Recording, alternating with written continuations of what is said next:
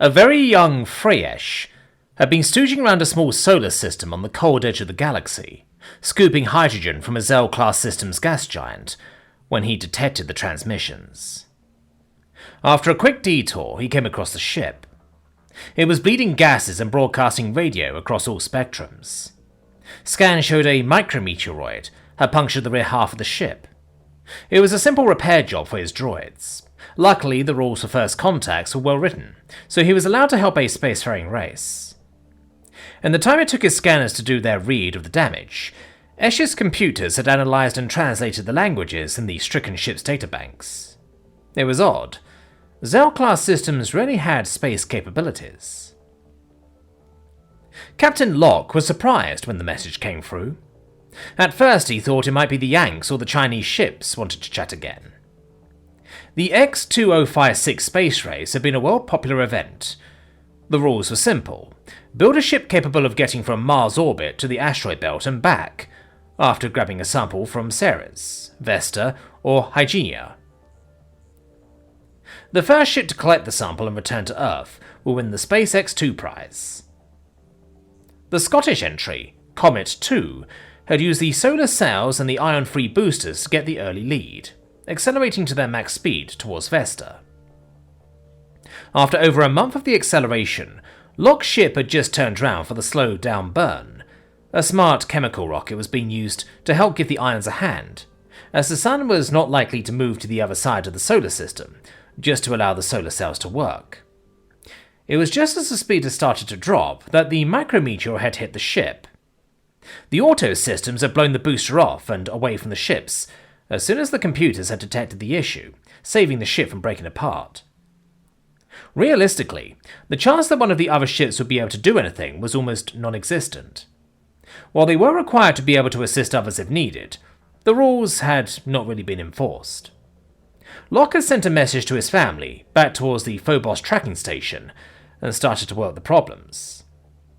Having grown up in an RAF family, Locke knew all the stories about long-distance sailors and astronauts who had only themselves and their onboard gear to fix their problems. Sadly, he quickly came to the conclusion that no amounts of gaffer tape would allow him to get his ion-free drive working again, and without the chemical engine, last seen heading up from the elliptical, it would not matter. The sail and ion drives were good for slow, steady acceleration, but the chemical engine was used to help with the deceleration needed for the approach to the asteroid. The two-part drive would then have been able to be used on the return trip as well. After a few hours of checking, Locke noticed the flashing light on his comm board. An incoming signal? He had already heard the message from the X-2056 Space Race Committee. They were looking to see what could be done, from a fast burner probe loaded with extra rockets, to seeing if any of the other ships were able to assist. So far, they were working on it. The other ships in the race had all checked in, offering what help they could, and his wife had even had time to send a message. No one else was due to contact him for the next few hours, so who was talking? The voice, which came over the radio, was obviously a computer-generated one, but the surprising thing was when he responded, the answer came back seconds later. "Damaged ship. Are you in need of assistance?" The return of the Comet 2 to Mars was news across the system. The story of the Scottish spaceship being towed back to the space station by the small freighter, piloted by the alien being named Freyesh, will be taught in history books across the Terran system for decades to come. The alien, who was invited to the Scottish lands owned by Captain Locke's family to spend a few weeks in the Highlands as a way to say thanks, also made the news. It seemed that Freyesh loved the history of the Highlands, and even grew to appreciate the sounds of bagpipes, although he had been startled the first evening he heard the piper.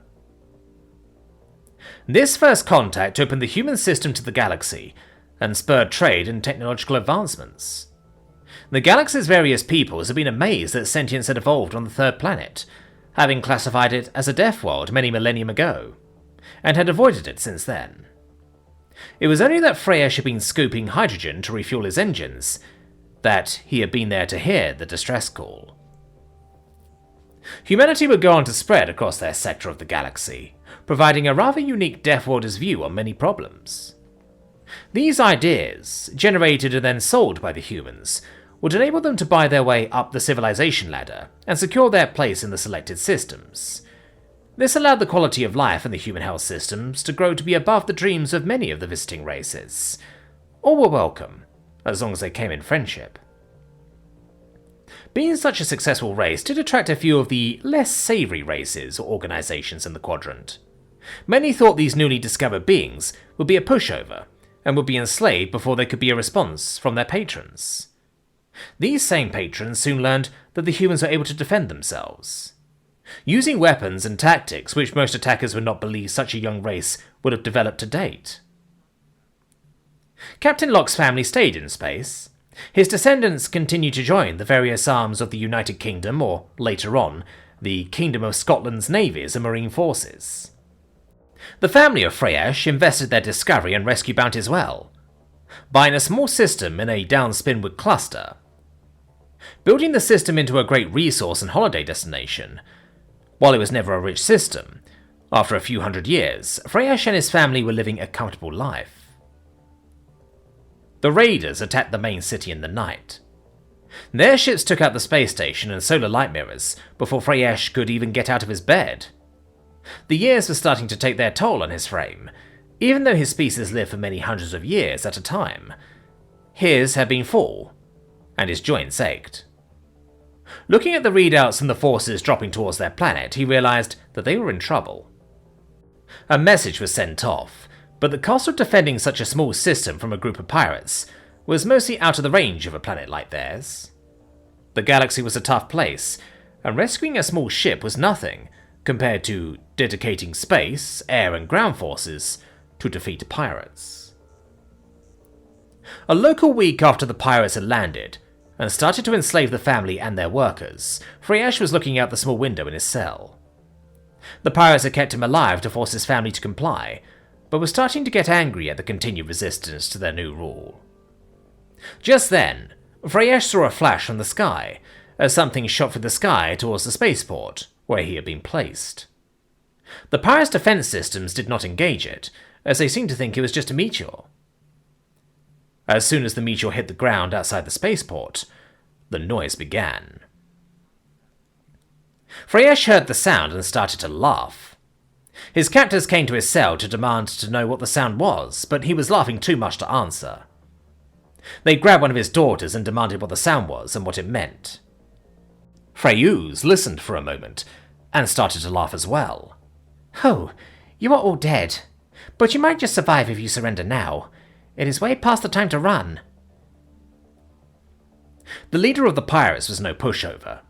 She had claimed 12 planets for her group and was wanted in too many systems to count on even her 4 hands. Looking at the eyes of the girl in front of her, she was startled to see the conviction in her captive's eyes. "What do you mean? Why should we be scared of sound?" Freyuz looked at the pirate. "If memory serves, the music is Scotland the Brave, which has been looping a few times. But Dad always told me once Kebershi starts to play, you are screwed." Just then, the music stopped. The pirate leader looked at Freyuz. "Ha! The music has stopped. It was nothing. You bluff." Just then, the music started again, and Freyash started to smile. "I know this tune."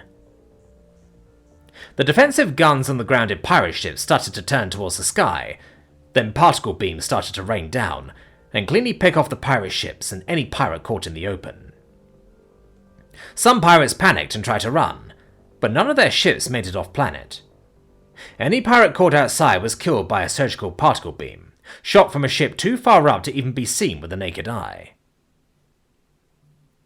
The Marine detachment which landed at the spaceport negotiated the surrender of the last hold-up pirates, on the grounds that none of their prisoners were harmed. Freyash was assisted outside to meet the officer in charge. "Sir, Captain Samantha Lockwinter's at your service. Glad you and your people are okay." Freyash looked at the force arrayed before him, in parade lines, as if they were ready to meet a primary planet's leader, not some second-rate resort planet's owner. The Marine pipers were working through their best themes, reminding Freyash of his time in the Highlands. "Captain, We cannot thank you enough for this aid, but I must ask, why? Sir, I am a Loch, a Marine, and Scottish. We never forget a debt of honour. Happy to help.